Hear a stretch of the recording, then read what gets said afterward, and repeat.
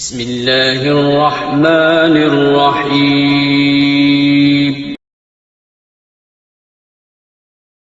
اور رہا مسئلہ گارڈ رکھے کیوں ہیں، یہ بھی بہت سے لوگ اعتراض کر رہے ہیں کہ اللہ پہ توکل نہیں ہے ان لوگوں کا۔ اللہ پہ آپ لوگوں کا توکل اگر بہت ہے تو اپنی دکان پہ اتنے موٹے موٹے تالے کیوں ڈالتے ہو، گارڈ کیوں رکھے ہوئے ہیں؟ کتنے علماء شہید ہو گئے، ابھی بھی عبرت حاصل نہیں ہو رہی ہے۔ بعض نے یہ بھی لکھا ہے کہ شہادت سے ڈر لگتا ہے ان کو۔ شہادت سے الحمدللہ کسی بھی مسلمان کو ڈر نہیں لگتا، لیکن شہادت وہ جو اللہ کی طرف سے ہو۔ آپ کی حماقتوں سے جب آپ کو شہادت ملتی ہے تو اس پہ آخرت میں آپ کو پکڑ ہوگی۔ نہیں آ رہی میرا خیال ہے بات سمجھ میں؟ ہمارے نبی صلی اللہ علیہ وسلم نے گارڈ رکھے ہیں۔ یہ توکل تو جو آپ جس قسم کا توکل کر رہے ہو، یہ توکل تو ہمارے نبی نے ڈیفائن نہیں کیا۔ ساری زندگی ہمارے نبی نے گارڈ رکھے ہیں اپنی حفاظت کے لیے۔ ہاں، جب قرآن کی آیتیں نازل ہوئی کہ واللہ یعصمک من الناس، اللہ آپ کو لازمی بچائے گا، اب آپ کو کوئی قتل نہیں کر سکتا، اس کے بعد آپ نے گارڈ ہٹائے ہیں۔ تو نبی کے لیے تو ایسی آیتیں نازل ہو گئی تھی، ہمارے لیے ایسی کوئی آیت نازل بولو نہیں ہوئی ہے۔ قرآن میں اگر لکھا ہوتا کہ اللہ تعالیٰ نے کہ 15ویں صدی میں ایک مولوی ہوگا جس کی حفاظت کا اللہ نے وعدہ کیا ہے، تو میں فوراً ہٹا دیتا، بھائی خامخواہ کی تنخواہ جا رہی ہے بلا وجہ یار۔ کتنے علماء شہید ہو گئے۔ ایک صحابی نبی کے پاس آئے، عرض کیا یا رسول اللہ میں اپنے اونٹ کو رسی سے باندھوں یا اللہ پہ توکل کر کے چھوڑ دوں؟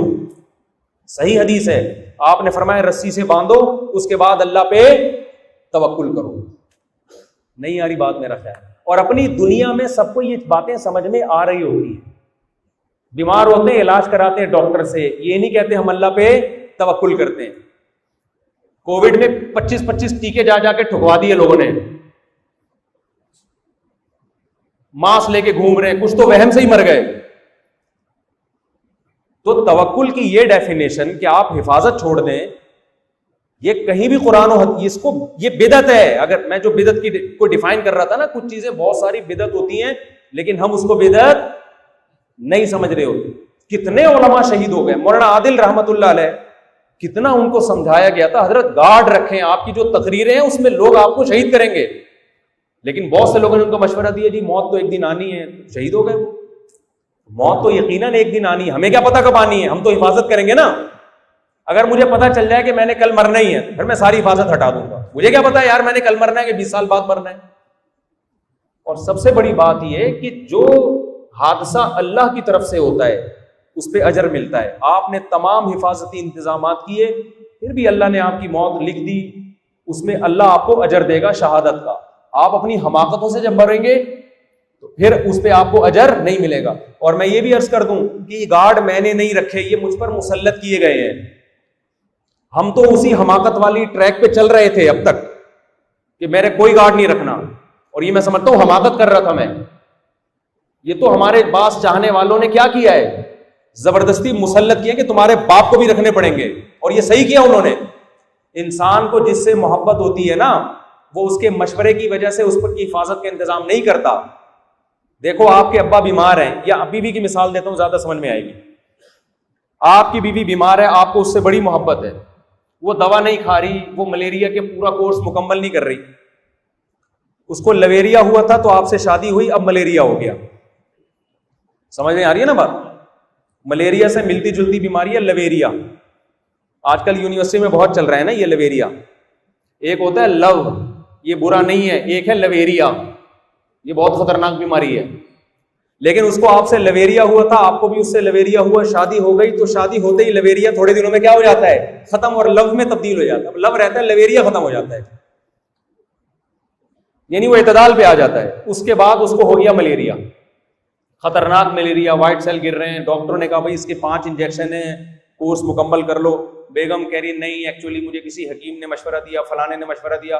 آپ کو اگر محبت ہوگی نا، آپ زبردستی ٹیکے ٹھوک دو گے جا کے، آپ بولو گے بیگم میں تجھے مرتا ہوا بولو نہیں دیکھ سکتا۔ بیگم چیخے گی، چلائے گی، گالیاں دے گی، آپ بولو گے جو مرضی کرنا ہے تو نے کر لے، میں تجھے مرتا نہیں دیکھا۔ ہیں ایسے شارٹ چل رہے ہیں مارکیٹ میں اس طرح کے آدمی، لیکن اگر کوئی اس طرح کا ہوگا تو وہ زبردستی علاج کرے گا، وہ بہانے سے کر دے گا، کسی بہانے سے۔ وہ کہے گا یہ ملیریا کا نہیں ہے، یہ تو طاقت کا انجیکشن ہے، کچھ بھی کرے گا لیکن وہ علاج تو کہے گا بھائی میں تجھے مرتا نہیں دیکھ سکتا، تو اگر حماقت کر رہی ہے تو میں تیری حماقت کی سزا اپنے آپ کو نہیں دے سکتا. یہی کرے گا نا اگر محبت ہوگی.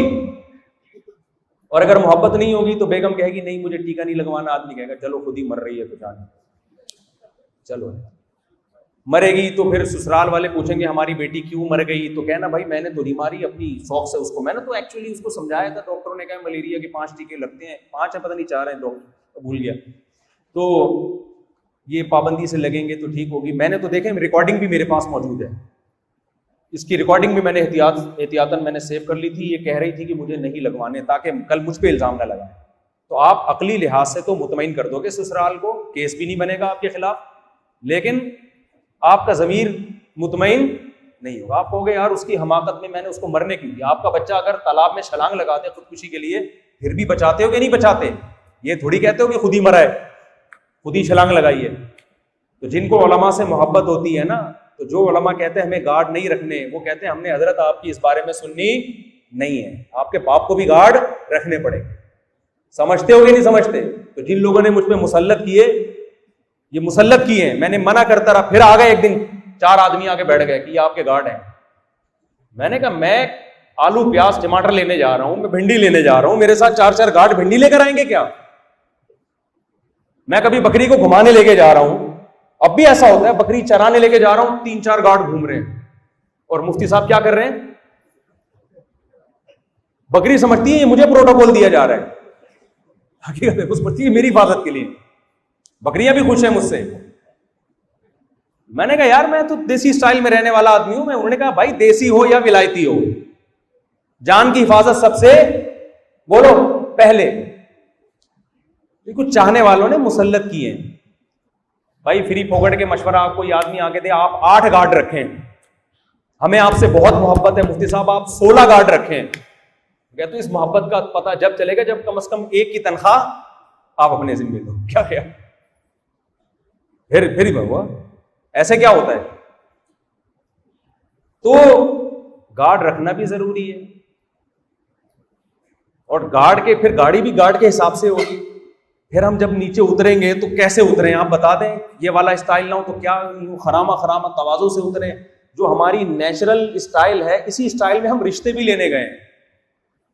جب میں رشتوں کے لیے گیا ہوں میرا یہی اسٹائل ہے. جب میں اسکول جاتا تھا اس وقت بھی میرا چلنے کا یہی اسٹائل تھا. واگا بارڈر پہ گیا وہی نیچر سے ہٹیں گے تو وہ تکلف ہوگا، وہ شوبازی ہوگی. تو کیسے آپ کسی آدمی کو بدگمان میں، ہم نہیں کہہ رہے کہ ہم دودھ کے دھلے میں ہمارے اندر کوئی عیب نہیں ہے، لیکن یار کوئی اعتراض کرو تو کوئی معقول اعتراض کرو نا، ہم سنیں تاکہ ہم اپنی اصلاح کریں. خامخواہ کی باتیں پھینکتے رہنا